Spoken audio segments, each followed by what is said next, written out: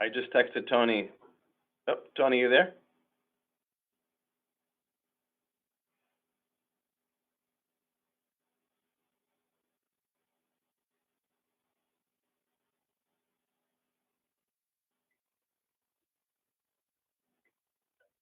Okay. Mr. Chairman, I just suggest maybe we give Tony another minute or two. Okay, I'll give him a couple minutes. Okay.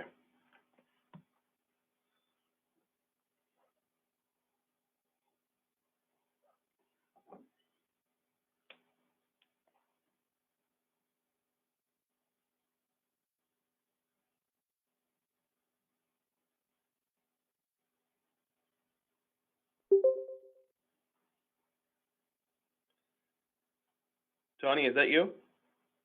Yes, it is. Okay, we have all 4 members, Mr. Chairman. Okay, I'm going to call the meeting to order at 6:02. Announcement, this meeting is being conducted remotely, consistent with Governor Baker's executive order of March 12, 2020, pursuant to the current state of emergency in the Commonwealth due to the outbreak of the COVID-19 virus. In order to mitigate the transmission of the COVID-19 virus, we have suspended public gatherings, and as such, the governor's order suspends the requirement of the open meeting law to have all meetings in a publicly accessible physical location. We are currently meeting remotely, and as such, all votes will be taken by roll call in accordance with Regulation 940, CMR 29.10 of the open meeting law. Review and act on meeting minutes. We are going to pass over this, and we'll do that on our March 9th, 2021 meeting. Thank you, Mr. Chairman. I just noted, I emailed the board late this afternoon. I had mistakenly sent the wrong set of meeting minutes. So it's the October 15th, 2020 meeting that needs to be, the minutes need to be approved. So I'll have those for the March 9th agenda. Perfect. Okay. Okay. Town Administrator overview of fiscal year 2022 capital requests. Okay, so just a quick announcement before we get going. This meeting will need to end at 6:45. As you all know, I've communicated that to the members because Spencer Cable Access needs to get ready for the FinCom meeting at 7 p.m. I've posted up a Thursday CIPC meeting at 7 p.m. this Thursday in the event that the committee needs a little bit more time to deliberate. But typically, this first meeting is usually pretty short. It's just an overview and general discussion. So, which I'll start right now. So, you all have a copy of the 5-year plan. This is the 5-year plan, fiscal 22 to 26. This is a plan that's been used since I arrived here in Spencer in 2018, and it basically shows the next year's request for each of the departments. It leaves a couple of columns blank in the beginning as the committee does its work. We don't know yet what the funding source on some of these will be, and then after the committee issues its ranking on the various projects, I'll then be able to, that will help inform me make recommendations to the Board of Selectmen and to the Finance Committee on which projects ought to be brought forward for a funding recommendation. And then as you move out to the right of the sheet, you can see the out year requests. So every January I have the departments send me their capital requests for the upcoming fiscal year, and I also ask them to give me requests as they see it today for years 2, 3, 4, and 5, and then there's a final column for years 6 through 10. So I'll make my way down the list here, and then I'll certainly allow for time for general discussion. So the first item, e-permitting implementation. The Board of Selectmen has included in my goals for this year to try to effectuate some streamlined processes, efficiencies, and audits. And one of those efforts is to implement an e-permitting platform to help bring the permitting process into the modern era, which would allow residents and business owners to apply for permits online.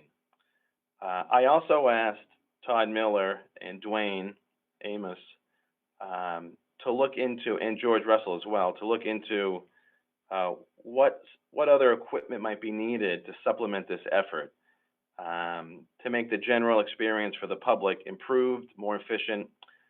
So, so we have here the first item, e-permitting implementation. That would be any startup or one-time costs to implement a new system. The ongoing expenses I've budgeted as a placeholder for now in the Otis operating expense. And today is the deadline to receive responses to the RFP that was issued. So I'll have some more information for this committee as we start to review the responses and get a sense of what the price will be. So we have e-permitting first year implementation costs to be determined, and we have a map plotter and then printer scanner for the other items here, year one of a 5-year lease for each of these items, to work in tandem with the new e-permitting program. Under library, we have the HVAC upgrades. This would be a supplemental request that would go before town meeting if it's approved in 2019, and then there's a memo to this effect that I sent to the committee to bring you all up to speed on this. In 2019, town meeting appropriated $150,000 toward this effort. We weren't able to appropriate the full $315,000 for the construction cost estimate at the time. In fact, it would have been more anyway to get design services involved. So in 2019, it was a preliminary appropriation with the goal of going back to get a supplemental. I've put out an RFQ for designer services because the construction cost estimate is over $300,000, and I've entered into a contract with C.A. Crowley, who has quite a bit of experience working with municipalities on specifically on HVAC library improvements. So right now, we could talk more about this. Right now, the cost estimate or the estimate for the supplemental appropriation is in the $220,000 to $240,000 because I've used $40,000 from the original appropriation to get an engineer on board. Moving down the list, public safety, you can see under the 5 police department requests. First one, building expansion, $50,000. Chief Darren, mindful that the town likely will not be appropriating money for a new police station anytime soon, would like to build out the existing garage, which has a cathedral ceiling, for some finished storage space. So that's what's envisioned here as phase 1. A phase 2 possibly down the road being the construction of a standalone outbuilding, a garage. That would be down the road. MDT replacements, these are the mobile data terminals in the police cruisers, valued at $7,000 each for a total of $21,000. The next item, inflatable lake patrol craft. That's an item that's been requested in recent years. The funding wasn't available in the recent years, however, $17,500. We have 2 requests for new cruisers. One would be a police 4x4 interceptor, $50,000 to $15,000, and then the new cruiser special use. The request there is a F-150 pickup. Moving down the column under fire department, you can see a $50,000 request to basically gut the upstairs bathroom, which is leaking and does not allow for does not have a female restroom area. So the intent here, Chief Parsons' intent, is to do it the right way. You know, rip out what's there and build up a new appropriate, gender-specific bathrooms. The second item here is a carryover from last year. The parking lot in the fire department grounds is pretty is thin, and it's been peeling over the years. The estimate here to pave the parking lot $100,000. Next item, HVAC upgrades valued at $20,000. On the next page, you can see the superintendent's vehicle is in need of replacement. This is the UNF superintendent vehicle. The funding request, or the capital request here, is broken out $40,000 in the UNF department, and then $25,000 in the water retained earnings to reflect that the superintendent splits his time both on the highway side and a part of his time on the water side. In the highway department, moving down the list here, first item, snow fighter 10-ton dump, valued at $288,000. I actually have this currently funded in the budget as year one of a 4-year lease. The next item, multi-purpose truck plow sander, $145,000. This item, if it's recommended by the committee to move forward, I'm hoping to offset this cost. I was able to get in touch with the USDA. They have a particular rural communities grant that allows for reimbursements on equipment up to 35%. So we could if we send this if I send this grant application in, and this item is funded, we could potentially be getting 35% toward that purchase. Has to be an outright purchase though.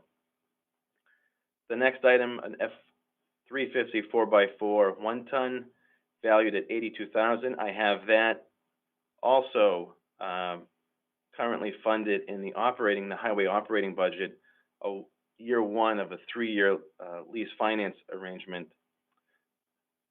The next item, sidewalk snowplow, $180,000.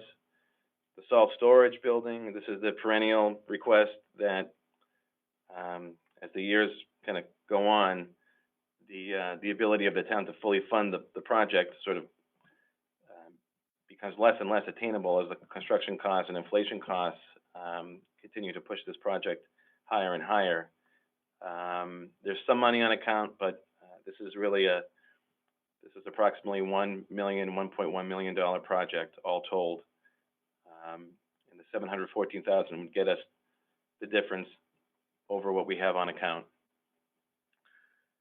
The next item, dry storage shed replacement, valued at $40,000, and then a brush chipper at $42,000. That rounds out the highway department's request. Transfer station is requesting a replacement of the oil and mercury shed. That's valued at $40,000. And then we have the water department requests. These requests would be funded out of the water retained earnings account, which is the equivalent to free cash on the general fund. So we have filter plant repairs valued at $550,000, the Meadow well cleaning $50,000, Moose Hill tank ladder $50,000. Now you can see a number of water main replacement projects. There are 4 of them planned for next year. On Mechanic Street, Clark Terrace, Church Street, Cottage Street, and you can see the corresponding values for each of those projects. And then you can also see the final request there. It's the second part of the superintendent's vehicle request, $25,000. The sewer department has one capital request valued at $75,000, a trailer jetter. And then finally, you can see the Parks and Recreation request. There are 4 of them there. A Powder Mill lighting upgrade, $5,000. O'Gara grandstand project, $25,000. Luther Hill playground system, $10,000. And Powder Mill parking upgrade, $15,000. So that rounds out the fiscal 22 capital requests. And for Bob, who's new, and Jonathan, who's back on the committee, who knows the process, process pretty much unfolds where the committee is given a presentation by each of the departments on their requests, and that gives the committee a plenty of time to ask questions, request supplemental information if need be, and that's how we'll basically proceed through the month of March. So I'll turn it back to you, Mr. Chairman. Great. I'm going to open it up for discussion. Do you want to take, what's the pleasure of the board? Do we want to take each one individually by department?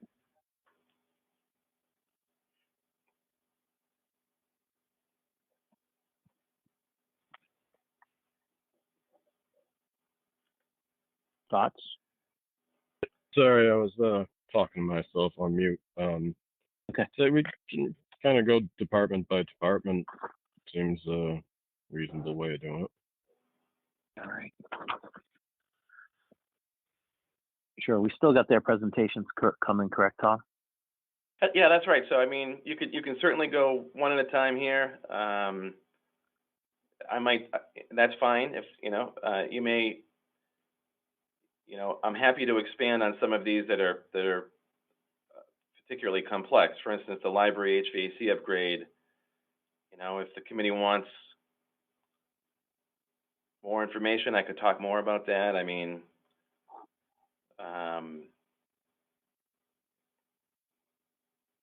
however the committee wants to proceed is fine by me. Yeah, I got a couple of questions on a couple different things. Okay. On the highway superintendent vehicle for $75,000 for a Tahoe, I'm looking at the spec sheet and it shows 2-wheel drive. I don't see an option for 4-wheel drive. Okay, so I'll just have to take some notes on things I can't answer for you right now. Let me just make a note of that.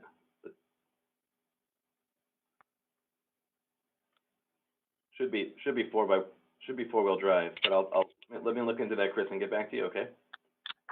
Yeah, I went through the spec sheet, so I can't see it. That's why. I can compile a list of questions and get back to the committee promptly. Did you have another question, Chris?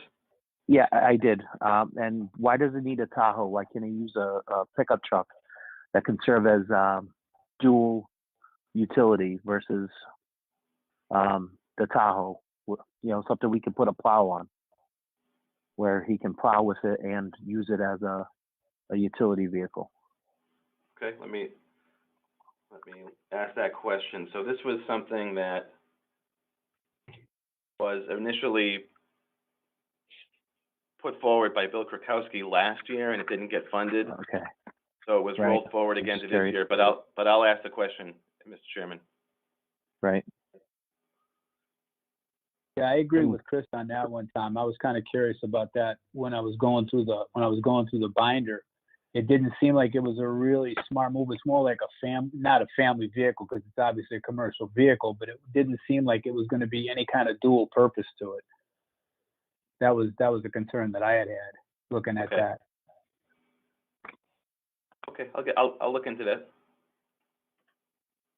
Thank you. I guess kind of along those lines, it may be worthwhile to, I don't know if the incoming superintendent has, for the lack of a better word, endorsed some of these existing requests that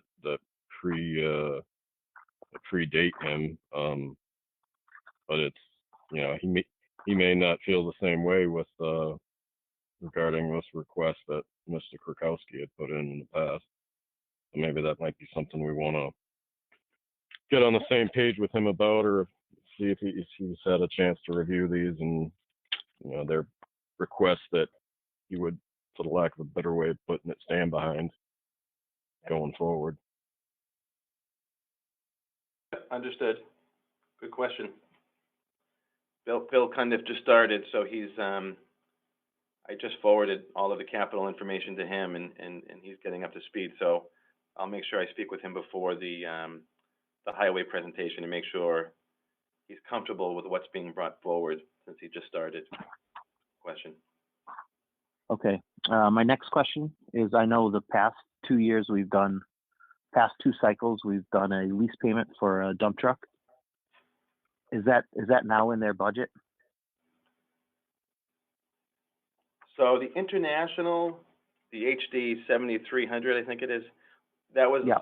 we were able to pay that off Okay. this year with existing funds, Perfect. which gets us in a good position because now that that's paid off, and due to other leases that are expiring in the highway budget this year, the first and third, as I said earlier, the first and third item under highway, the 10-ton and the F-350, I have those leases built into the operating budget, which Perfect. continues the tradition that this town has used to make sure that the highway, doesn't get the short end of the stick when it comes to upgrading their fleet.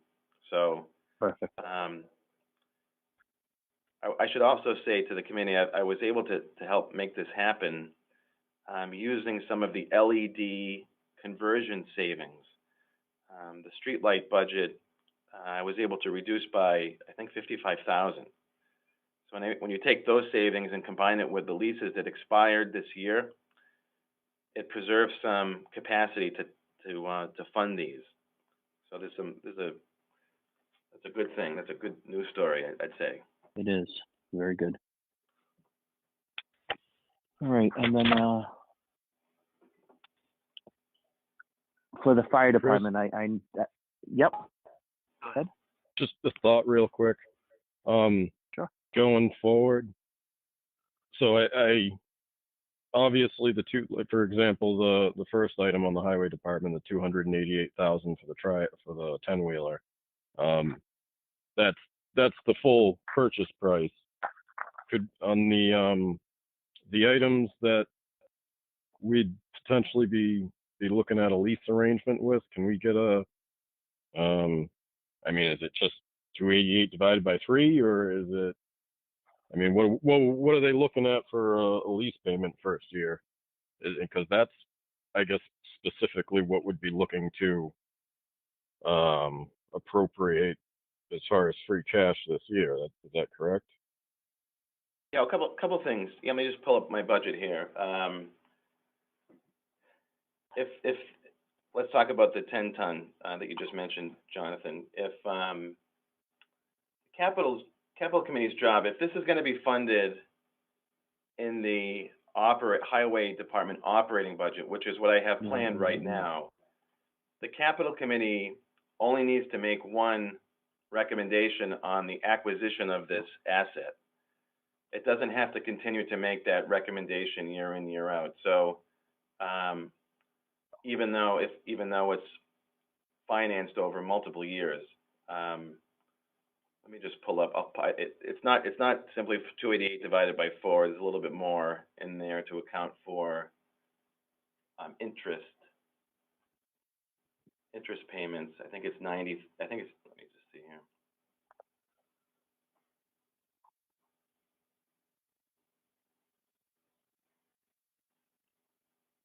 And by comparison, if a lease financing arrangement is funded via free cash, which is an alternate way of funding it, then technically you're right. Then the year 2 and subsequent years lease payments to be funded out of free cash would have to essentially appear before the capital committee in their ranking of projects. Does that make sense? Or, I mean, I guess be incorporated in those departments' budgets for year 2 and 3. Right. I get. And I get, and that's the simpler question being is I guess, what is the specific number that we would be allocating this year? If it was the outright purchase number versus first payment of a lease kind of number, just so that. Oh, I'm sorry. Go ahead. in the end, when we add it all up, we know what we can accomplish, so to speak. Right. So the two trucks I have in the for year one lease payments, the 10-wheeler and then the F-350. The F-350, the number that Steve Tyler gave me, year one value of the lease, 30 grand. And the other item, he has 80 grand here. So $110,000 for year one lease payments for those two items. But that's incorporated in their budget, correct? That's right. That's where I have it right now. So, if all things work out smoothly, then the subsequent years, those costs have now been anticipated, have been incorporated into the budget, and we just kind of make our way year in, for the subsequent years to make those payments until those leases expire. That's right. Right, and then they have that built-in money to continue on with leasing other equipment that they need. Kind of exactly like what we did with the fire department. Exactly. The engine three $100,000 lease payment, year two lease payment next year is also incorporated in the budget. So you can see that's not on the capital. That's not on the capital committee list that you have in front of you because that was approved last year by or recommended by the capital committee. So once it's recommended and funded in the budget, it doesn't have to appear again. Right. And for what it's worth, shame on me for not, thinking and looking ahead. But if you actually go and take a look at the relevant forms provided for both those trucks, there is estimated lease value provided. It says $30,000 per year for 3 years for the 1 ton, and it actually says for the 10-wheeler, $55,000 a year for 6 years. So, yeah, I think Steve's recommendation was to do a shorter lease period to pay it off more quickly, which I think is why he's going with 80,000.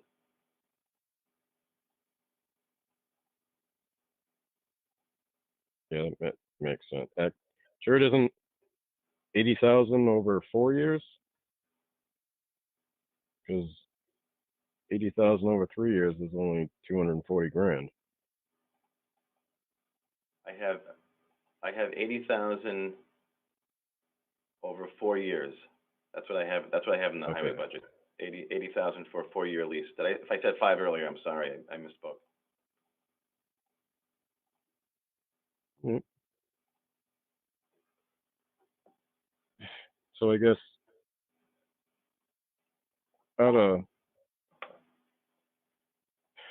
so capital appropriations are,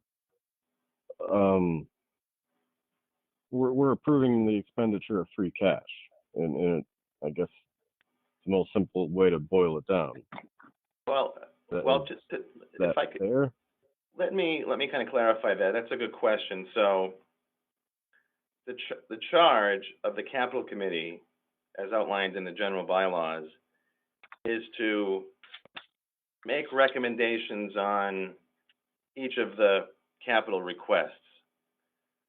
Okay, so the committee is charged with studying the request and making a determination on whether or not to recommend its approval. The funding, technically the funding of the capital requests is made by the Board of Selectmen and Finance Committee. So, in some ways you might consider the CIP sort of the first pass at determining whether the capital request on its face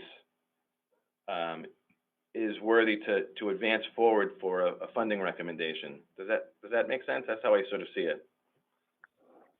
No, that's fair. I wasn't I was wrong with what I said. It's not like you said. It's the funding source is kind of irrelevant. It's more of a, I guess, useful lifespan of the particular project or item in question. I guess is the way it's written.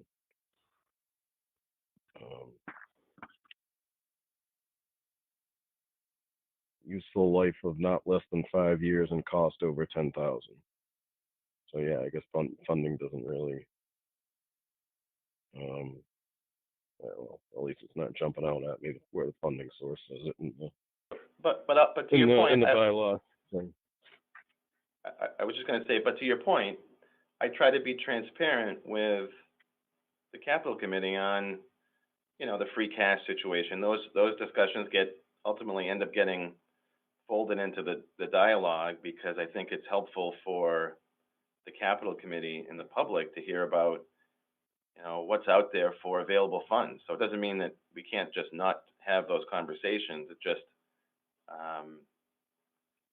it's kind of a literal, strict reading of the bylaws that, sort of instructs, as I see it, the capital committee to make recommendations on the specific, the merits of the project, whether it's a piece of equipment or an infrastructure upgrade or what have you. On that note, Tom, what is I'm agreeing. Sorry. What is the total capital estimate that you see of us having at the end of, say, paying for snow and ice this year? Yeah, that's a good question, Mr. Chairman. So I was asked that question, I think, last night. So we have right now $925,000 on account in free cash that's available for appropriation in May. Okay, so what I explained last night to the Board of Selectmen is, and I think you all know this process pretty well. At the end of the year, we address, the snow and ice deficit, and then any other departmental shortfalls. And there will be a few this year. There'll be one in town council account will be light this year. Town accountant expenses will be light. Otis expenses potentially to cover the transition, the interim town planner expenses, and there may be some others as well. So I mean, it's hard for me to give an accurate number at this point. So I mean, if we're just talking round numbers, the snow and ice deficit may be as high as $175,000. So if you take that and you add, let's say, just for discussion, another 50, 60, 70,000. It's hard. I don't have an exact number for the committee at this point.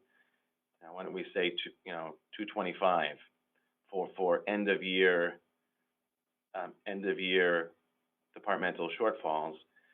I also have to make an appropriation out of free cash to replenish the sick leave buyback account, because we have at least 3 upcoming retirements next year, and 2 of those have contractual sick leave buyback obligations, which I have to honor, and I also have to honor. There's another non-union employee who I'll have to reserve funds in the sick leave buyback bank for.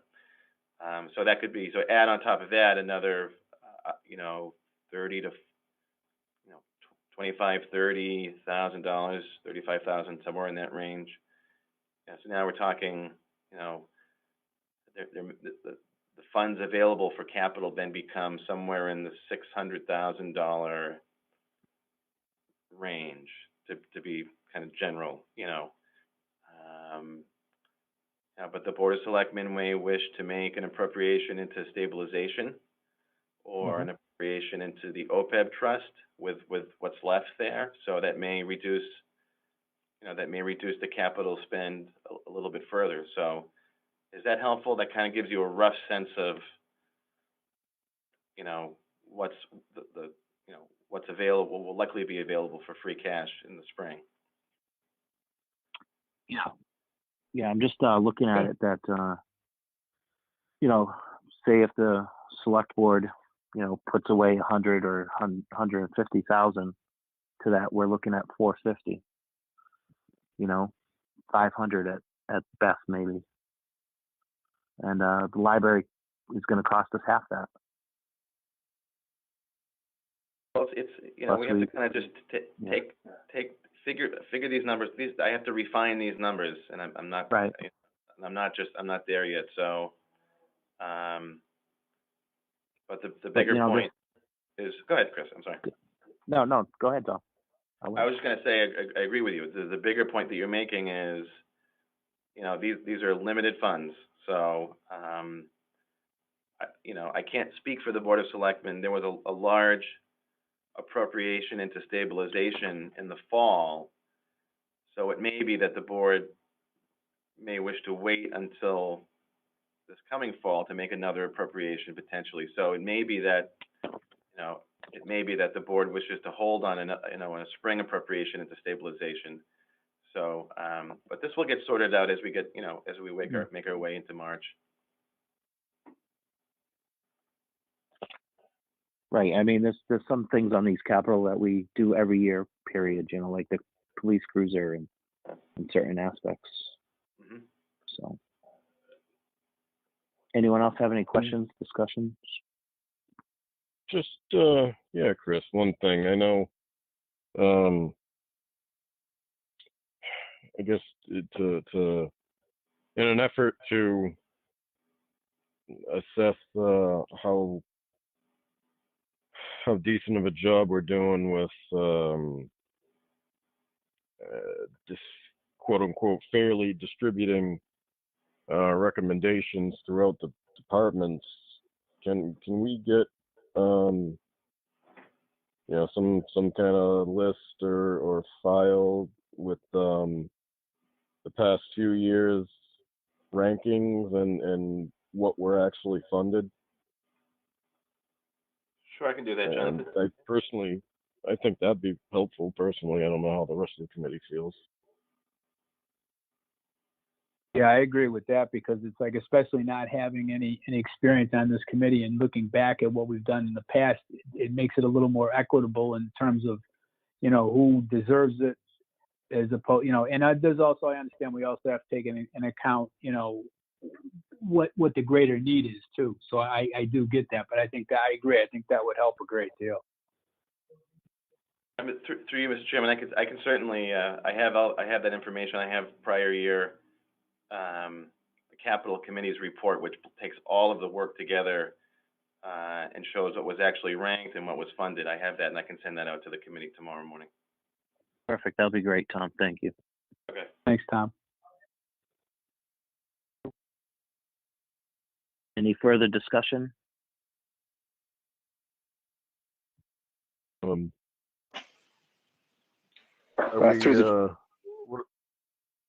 ahead. I was going to say, through the chair, Tom, I don't know if I missed the document. You started scheduling these departments to speak to us, or is it in this order? Oh, I think I had sent out the calendar. I can send that out again to the committee. You can have that. Great, thank you. Yep. Okay. Yep. Tony, it looks like March 9th, we have Fire, Library, and Otis. March 18th, Parks and Rec, Police, Utilities and Facilities, and Sewer. It looks like that'll be buttoned up on the 18th. And then 30th, it looks like the rankings and recommendations. Great.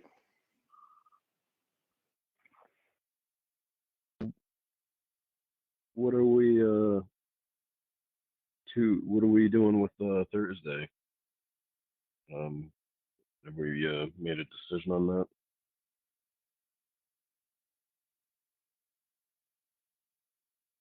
It's up to the committee. I mean, if you want to continue to Does- have sort of the general discussion, if not, then we can wait until the 9th and get into the detailed item by item discussion. Right. Do we have any questions for the fire library Otis for our March 9th meeting? Certain things that we would like to know from them. I got a couple on fire, and a couple on the library project. But I noticed we are short on time. We have 4 minutes. Yeah. So I think it'd probably be better to just maybe meet Thursday to go over questions, even if it's for half an hour, 45 minutes, just Okay. so we can have these questions for the departments, so we can get all their information. I think that we owe it to the departments and to ourselves, I believe. As long as that's fine with everybody else on the committee. I agree with you there, Chris. I think we can use Thursday as a kind of best use of time, and if flipping through these packets, if there's any kind of additional information we'd like for anyone to get together and provide, that we kind of give them a notice ahead of time so they can provide it ahead of time or at the time that they do their presentations to effective best use of time for everyone. Hey, Mr. Chairman, that sounds fine to me. That sounds fine to me. I posted up the meeting for Thursday to start at 7 p.m. Okay, that's fine. I can make that. Do you need a motion, Tom, on that, or because it's posted, we're good? Yeah, I think we're good because it's posted. We're good. So. Okay. All right. Review the schedule of department presentations. I did go over that. I guess I kind of jumped ahead on that. So I guess I'll take a motion to adjourn tonight until Thursday, providing there's no other discussions or questions from any members of the board, the committee. So moved. A motion by Tony. Do I have a second? Seconded by Jonathan. John. Roll call vote. Tony? Aye. John? Aye. Bob? Aye. And the chair votes aye. Thank you, gentlemen, for tonight, and we'll see you on Thursday. All right. Take care, guys. Sounds good. Thank you. Thank you, Tom. Hey, guys. Good night.